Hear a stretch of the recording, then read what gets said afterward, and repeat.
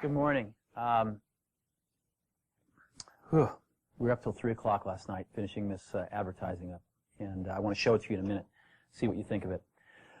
I've been back about 8 to 10 weeks, and we've been working really hard.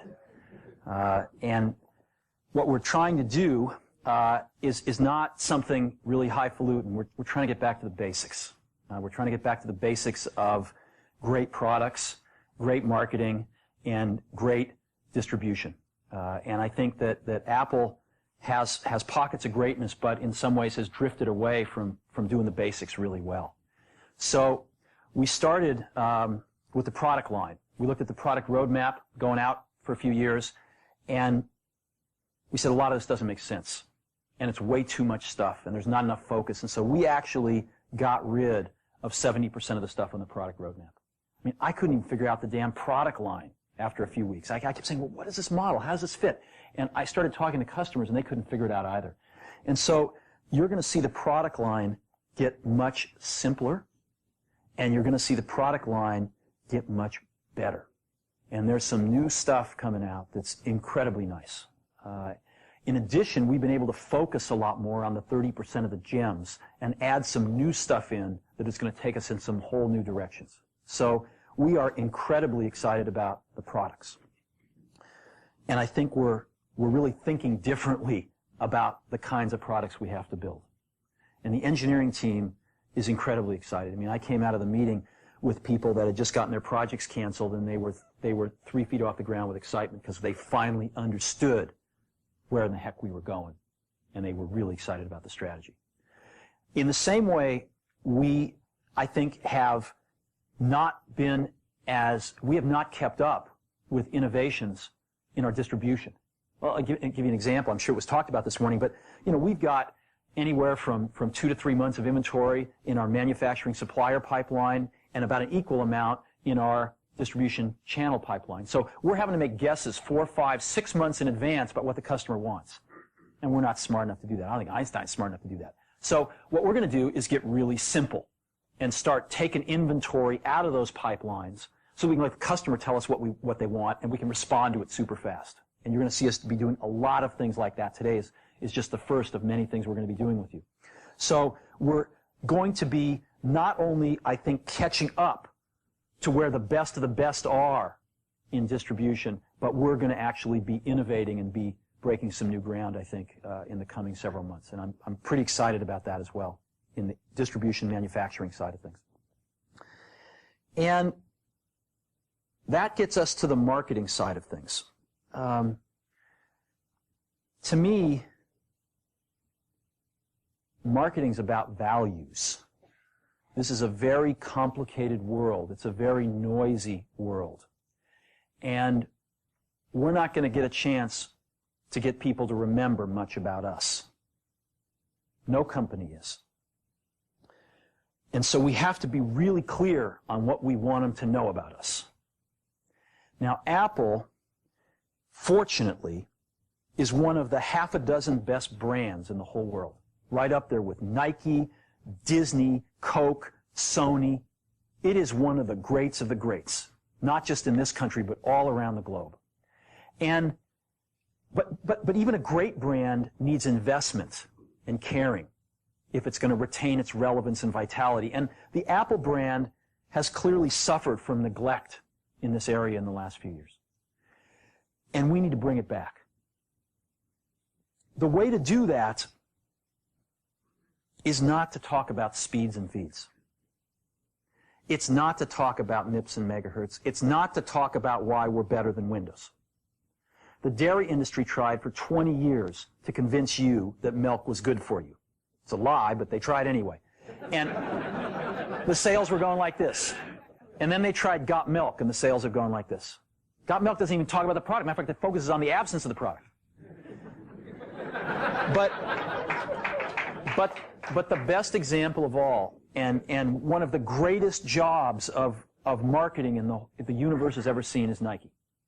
Remember, Nike sells a commodity. They sell shoes. And yet, when you think of Nike, you feel something different than a shoe company. In their ads, as you know, they don't ever talk about the products. They don't ever tell you about their air soles and why they're better than Reebok's air soles. What does Nike do in their advertising? They honor great athletes and they honor great athletics. That's who they are. That's what they are about. Apple spends a fortune on advertising. You'd never know it. You'd never know it. So, when I got here, Apple just fired their agency. They were doing a competition with 23 agencies that, 4 years from now would have picked one. And we blew that up, and we hired Chiat/Day, the ad agency that I was fortunate enough to work with years ago. We created some award-winning work, including the commercial voted the best ad ever made in 1984 by advertising professionals. And we started working about 8 weeks ago. And the question we asked was, our customers want to know who is Apple and what is it that we stand for? Where do we fit in this world? And what we're about isn't making boxes for people to get their jobs done, although we do that well. We do that better than almost anybody in some cases.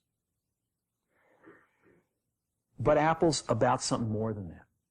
Apple, at the core, its core value, is that we believe that people with passion can change the world for the better. That's what we believe. And we've had the opportunity to work with people like that. We've had an opportunity to work with people like you, with software developers, with customers who have done it in some big and some small ways. And we believe that in this world, people can change it for the better. And that those people that are crazy enough to think they can change the world are the ones that actually do. And so what we're going to do in our first brand marketing campaign in several years is to get back to that core value. A lot of things have changed. The market's a totally different place than it was a decade ago. And Apple's totally different, and Apple's place in it is totally different. And believe me, the products and the distribution strategy and the manufacturing are totally different, and we understand that. But values and core values, those things shouldn't change. The things that Apple believed in at its core are the same things that Apple really stands for today. And so we wanted to find a way to communicate this. And what we have is something that I am very moved by. It honors those people who have changed the world. Some of them are living, some of them are not. But the ones that aren't, as you'll see, you know that if they'd ever used a computer, it would have been a Mac. And the theme of the campaign is Think Different. It's the people, honoring the people who think different and who move this world forward. And it is what we are about. It touches the soul of this company. So I'm going to go ahead and roll it, and I hope that you feel the same way about it I do.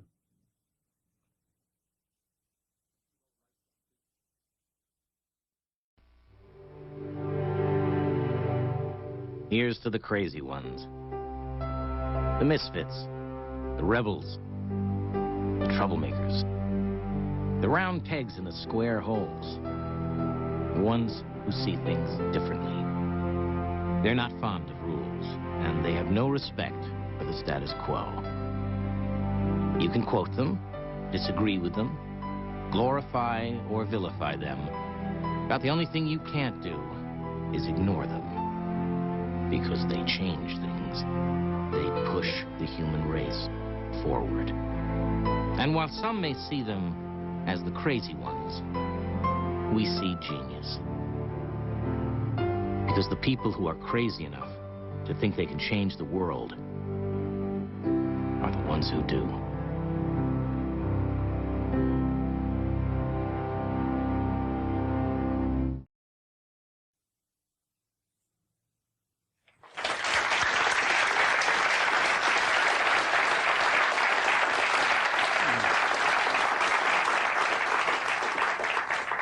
So that puts it out there.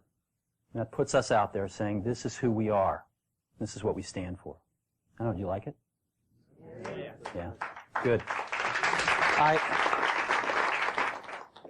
I know that some people will criticize us for, not talking about all those things about why we have better plug and play. But we've got to let people know who Apple is and why it's still relevant in this world. And I think this will do a pretty good job. We are breaking this campaign this Sunday in a rather poetic way. The Wonderful World of Disney is restarting on ABC, and the first thing they're showing this Sunday night, I believe it's at 7 o'clock, is the network premiere of Toy Story. And we're going to have two 60-second spots. This commercial will run twice, once in the first hour and once in the second hour. We are then going to break some newspaper ads in the Journal, the Times, the Mercury, the Examiner, USA Today, really stating the manifesto, the words. And then I'm going to show you what's going to break within 2 weeks.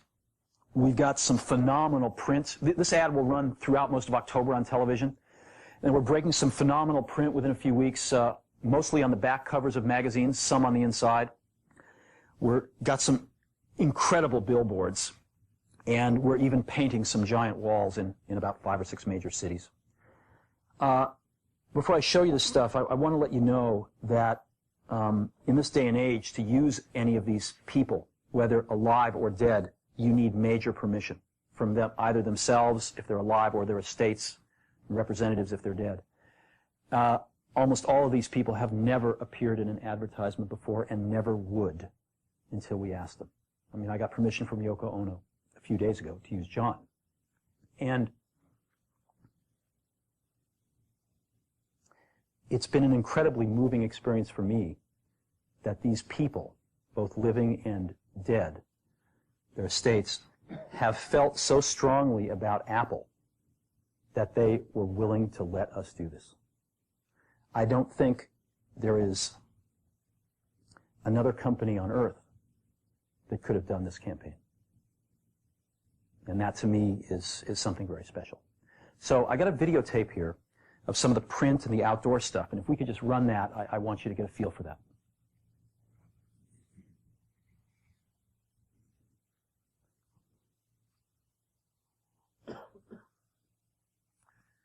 This is an example of a print ad you might see on the back of a magazine.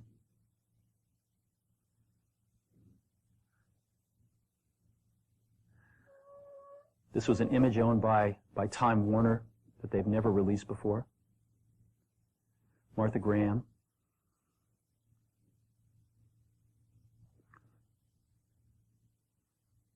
Thomas Edison.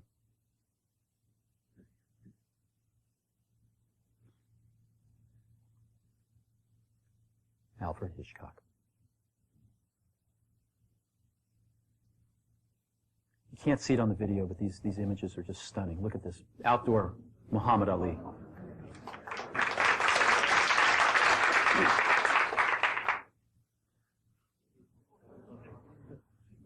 All this stuff is going up in the next 2 weeks.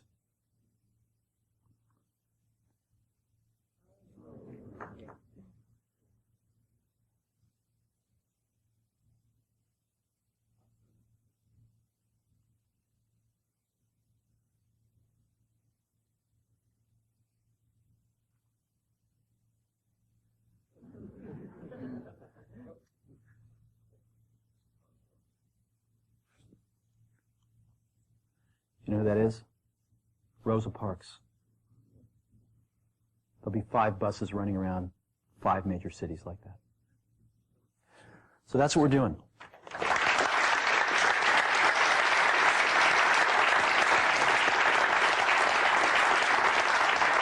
And we've been working pretty hard to wrap this up the last few days and nights, but it's the best work I've seen in an awful long time. I think it's the best work Apple's ever done. Now, advertising is not everything, and we've got some incredibly exciting product announcements coming up soon.